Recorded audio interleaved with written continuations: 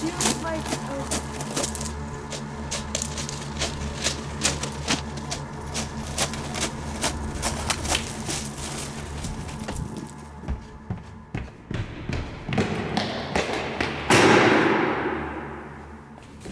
911, state the nature of your emergency. Yes, there's a woman standing outside the abortion clinic, and I've heard that she might be defying the face law where she stands in front of the door. She pushed me as I was trying to get in to work today. Please state your name. Stephanie Lawrence. Okay, Miss Lawrence. 2 officers have been dispatched and are en route.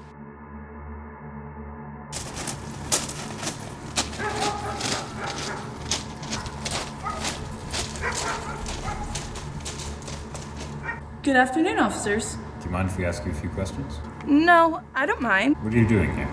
Well, I'm praying the rosary. What is that in your hand? They're pro-life pamphlets. Everything a mother needs to know about the little child she is carrying, plus help numbers for pregnancy resource centers. Where have you been standing to hand these pamphlets out? Right here. But why are you asking me these questions? Just normal procedure. Oh, okay. Were you here 15 minutes ago when a woman tried to enter the facility? Yes? You're under arrest. You have the right to remain silent. Anything you say can and will be used against you in a court of law. You have the right to an attorney. If you cannot afford an attorney, one will be appointed for you. Do you understand the rights I've just read to you? But... Do you understand? Yes.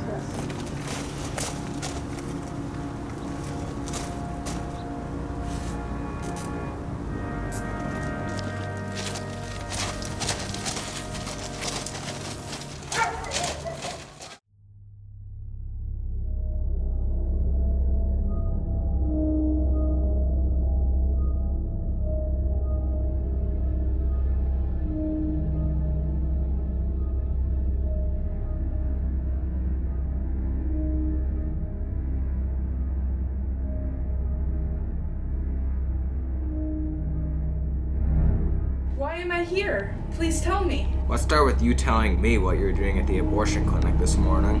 I was on the sidewalk praying the rosary and handing out pamphlets to those women who need help. What happened when you encountered Miss Stephanie Lawrence? I said good morning. She seemed angry and said stay out of the way or I'll call the police. She then walked through the clinic door. That was it. Ms. Lawrence claimed you pushed her and tried to block the door. That's not what happened. We barely even spoke. I need to speak to an attorney.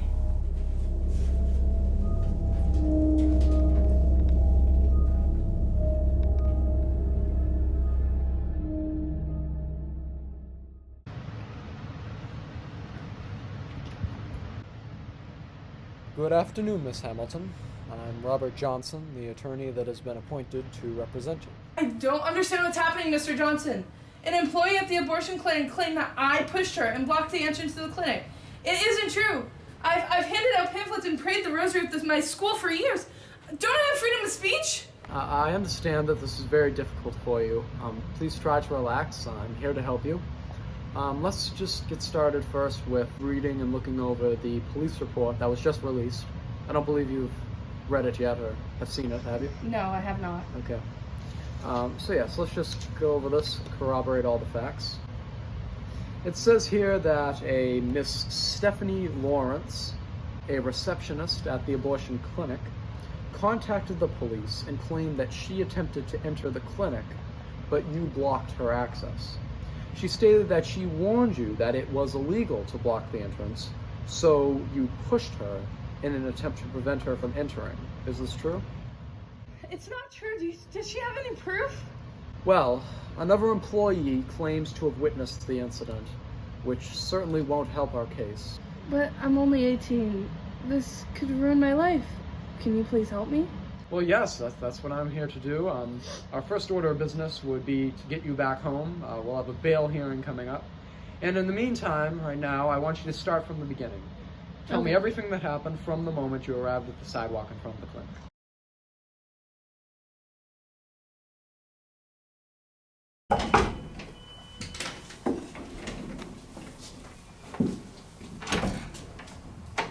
Hi, nice to meet you. I'm Steven Jackson. I'm Isabella O'Connor. Nice to meet you. Stephanie Lawrence. Please sit.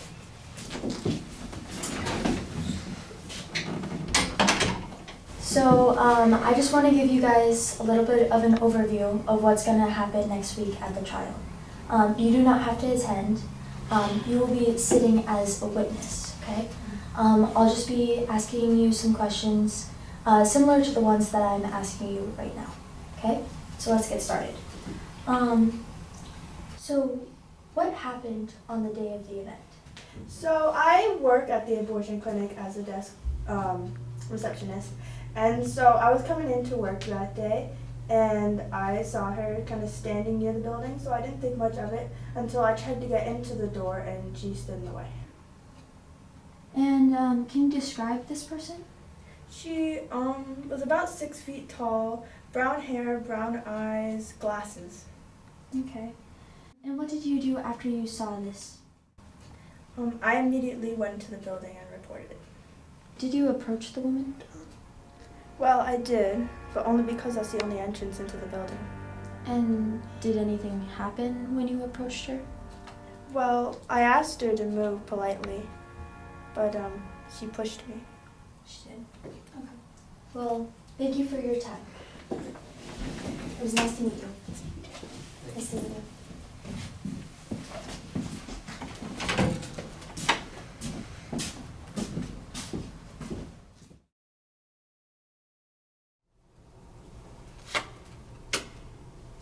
Mary, listen to me.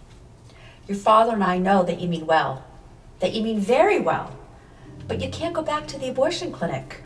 It's a condition of your bail. You have to stay at least 100 feet away from the building. Mom, I can't do that. I've prayed about this. I need to go. Did you know 82% of women who have had an abortion said that if they had one supportive person or encouraging message, they would have chosen life? What if I could be that supportive person to give that encouraging message? What if I could save even one life? Mary, don't you see that you have a future in front of you? You have to go to college. You don't want a tarnished record when your life has barely begun. All your friends will be graduating from high school. And if you go back, you'll be stuck in jail. Mom, I don't want to disappoint you and Dad, but I'm prepared to put my future on hold. Wait a minute, put your future on hold? What do you mean? Well, if this is what God wants right now, it's for the best. Haven't you always told me not to worry about tomorrow? Yes, but don't be foolish. But maybe I am a fool. Mary. Mom, if you could just please let me do what I know is right. I think it is what God wants, and I think Our Lady is directing me to it. Okay, well, let's drop the conversation for now. But I am not going to change my mind. I can't support you in this. If you go back to that sidewalk, you will end up in jail. I understand, Mom.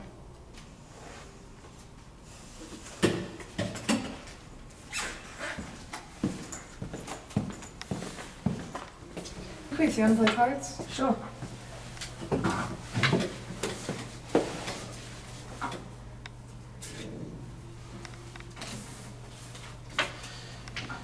Were you listening to all that? Yeah. Well, what do you think? I don't really know what to think. Why don't you just stay away? Just for now. If you go back now, your dad could be revoked and then you could go to prison. It would be your case. Well, I don't want to be a source of trouble for Mom and Dad. But what? I can't stay away knowing that I could have saved a life. So you go back to jail? Yeah. Why? Because I stand with the unborn children. Their lives just can't be thrown away because some people believe that they're unwanted. They must have a chance to live the same as you and me. I agree, but if you go back, you can go to prison, and how would that help then? Of course I didn't choose this incident. I suppose God chose it for me. Well, I won't try to talk you out of it then. Thanks. Hey Mary, don't be hard on Mom. She's just worried about you. Yeah, I know.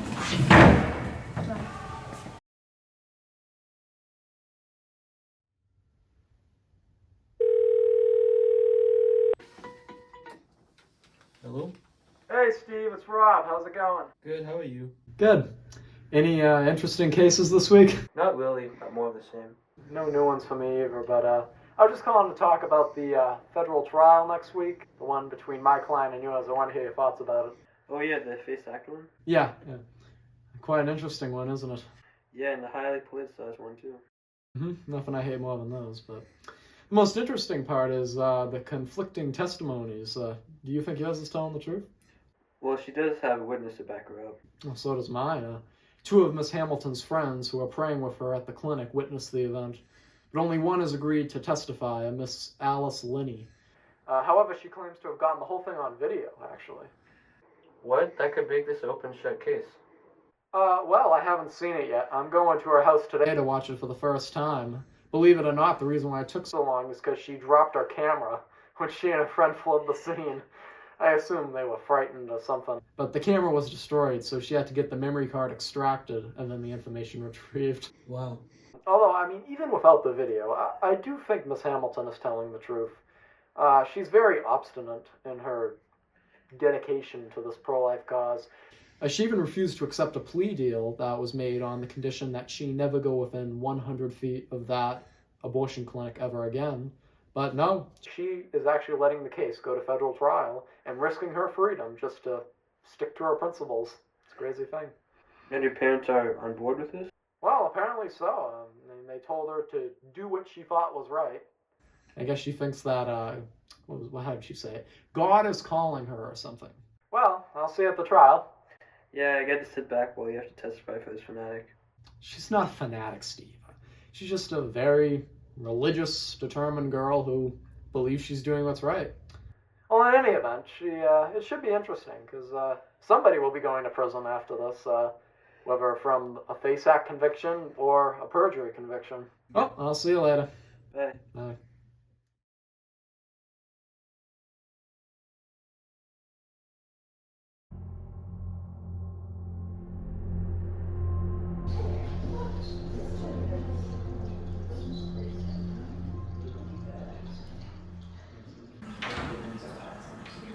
Please rise. The Court of the Second Judicial Circuit, Criminal Division, is now in session. The Honorable Judge Marsky presiding. Good morning, everyone. Please be seated. Members of the jury, your duty today will be to determine whether the defendant is guilty or not guilty based only on facts and evidence provided in this case. The prosecution has the burden of proving the guilt of the defendant beyond a reasonable doubt. This burden remains on the prosecution throughout the trial. The prosecution must prove that a crime was committed and that the defendant is the person who committed the crime. However, if you are not satisfied with the defendant's guilt to that extent, then reasonable doubt exists and that the defendant must be found not guilty. Calling the case of the United States versus Hamilton. Are both sides ready? Ready for the prosecution, Your Honor. Ready for the defense, Your Honor. Are the members of the jury sworn in? Yes, Your Honor.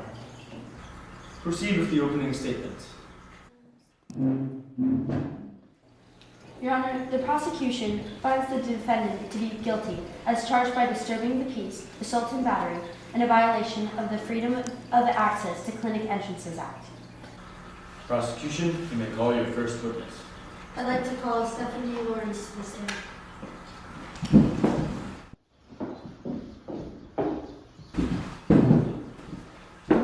Stephanie, can you give us a testimony of what happened? It started one day when I saw that she was handing out pamphlets while blocking the entrance to the clinic. That was outrageous, so I took action and told her that she was violating the FACE law, and she elbowed me right in the side. Was there any other receptionists who were working at the time who might have seen this incident? Yes, my friend and co-worker. She said that she witnessed the incident on her lunch break. Did you receive any bruises from this incident? Yes, one on my side. I showed it to my co-worker. No further questions, Your Honor. Mr. Johnson, would you like to cross-examine the first witness? Yes, Your Honor. Miss Lawrence, just to clarify, you were going to work at the clinic and she pushed you? Yes, that is correct. Where was she standing? She was blocking the entrance to the door. And did she say anything to you? She kind of mumbled and shoved pamphlets at me, and when I tried to enter, she pushed me. Okay. No further questions, John.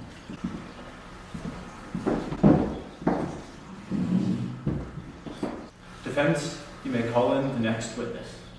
Our first witness is Mary Hamilton. Thank you, Your Honor. Miss Hamilton, what were you doing at the abortion facility on December 8th, 2024? Well, Mr. Johnson, I went to the facility at 11 o'clock, to pray the rosary and hand out pamphlets and do some sidewalk counseling. I actually was able to persuade a few people what they were doing was wrong. I even gave a pamphlet to a woman with a rosary, and she believed what I said about what an abortion was. She asked for another rosary and a pamphlet. Around noon, another woman came towards me.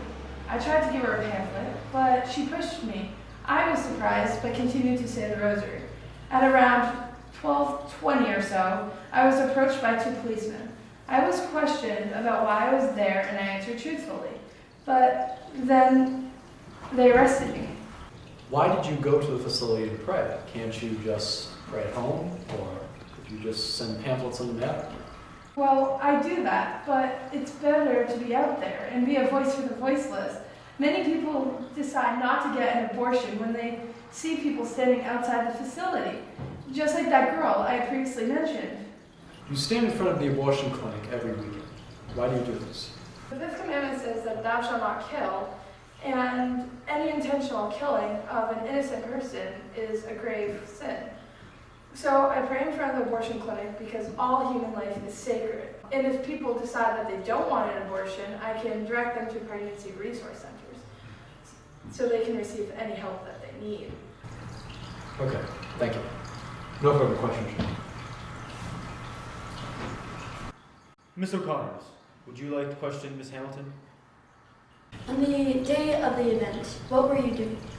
I was praying the rosary in front of the abortion mill and handing out pro-life pamphlets to a friend. All of a sudden, a woman came towards me and pushed me. She entered the facility before I realized what had happened. Did she say anything to you? Kinda. She said, "Move out of the way or I'll call the police." Did you say anything to her? Well, I said good morning, but that was all. Were you blocking her way to the door? No, I was not. But this woman needed to get past you to enter. How were you not blocking her way? I wasn't stationary, Your Honor. I was carefully moving back and forth. Your Honor, this woman clearly was blocking the door. Otherwise, there would have never been a commotion. But the other woman bumped into me so quickly that I couldn't get out of the way. And I wasn't blocking the entrance to the door because, as I said, I was not stationary. No further questions, Your Honor.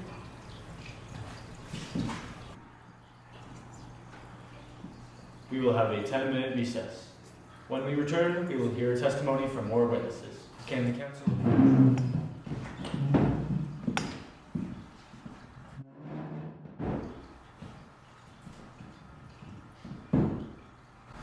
Johnson, you need a good witness to win this case. Otherwise, you are going to lose. Yes, Your Honor. We have one coming up that we think will be able to swing in our favor. Well, it seems that there are some opposing viewpoints on the actual event as it happened. Court stands in recess until 12:30 p.m.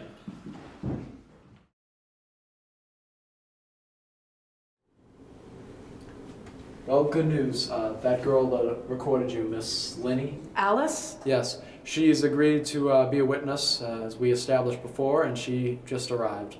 So we will have her as our final testimony for the defense, and we should be all set. We have about 5 minutes until the court returns after the recess, and then after that we'll be all set, and hopefully this will be the witness that swings the case in your favor. We also have the video which we're going to submit as evidence to the court, and I think after the jury sees that, I don't think there'll be any way that they could vote guilty.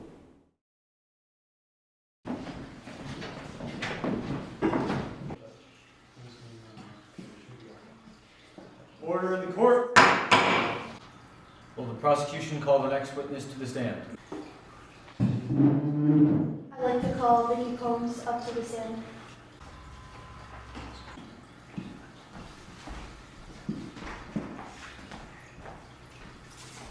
What were you doing at the abortion clinic at 12 o'clock, December 8th, 2024? Well, I'm one of Stephanie's coworkers, and I was outside getting some air during my lunch break.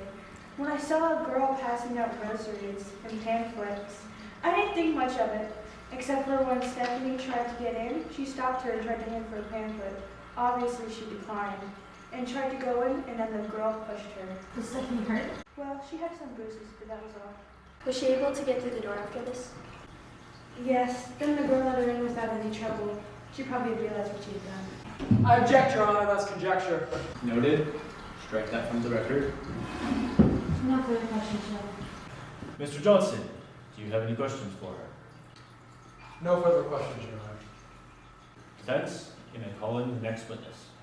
Your Honor, I call the next witness, Miss Lenny, to the stand.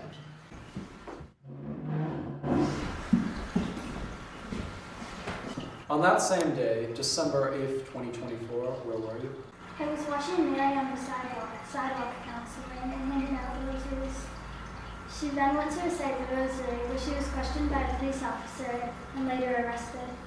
Was there any other suspicious activity, or was she blocking the door of the clinic? No, she wasn't. Was she just standing there, or was she moving around? She was moving around, handing out pamphlets and rosaries with me. I was in one area, she was in another area. I turned the corner to record her, and when I did, I saw the pamphlets knocked out of her hands and the lady pushed past her. I caught it on camera, and I'm sure the surveillance cameras would have caught it also. So I submitted it as evidence to the court. I was talking to her before she was being questioned, and she had mentioned her being pushed. Then I saw two men walk up to her and ask her questions. When I turned towards her, I saw her being handcuffed and led away, so I decided to leave the scene. May we see this footage, Your Honor? Yes. And I also request that it be submitted to the official record. By all means.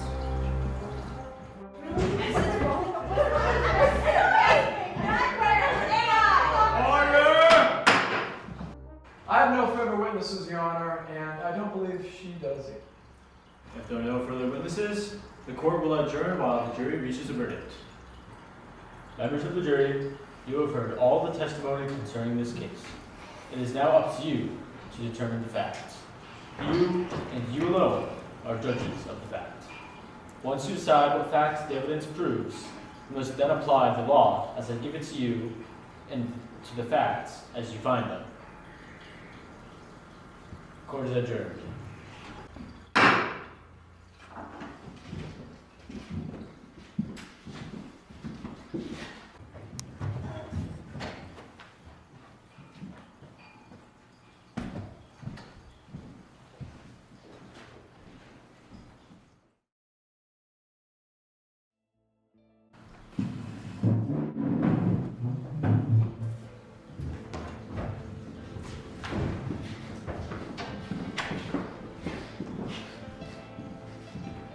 Please be seated.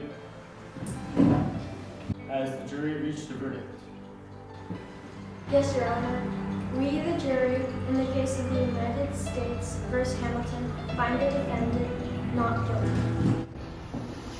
The defendant is found not guilty. Court is adjourned.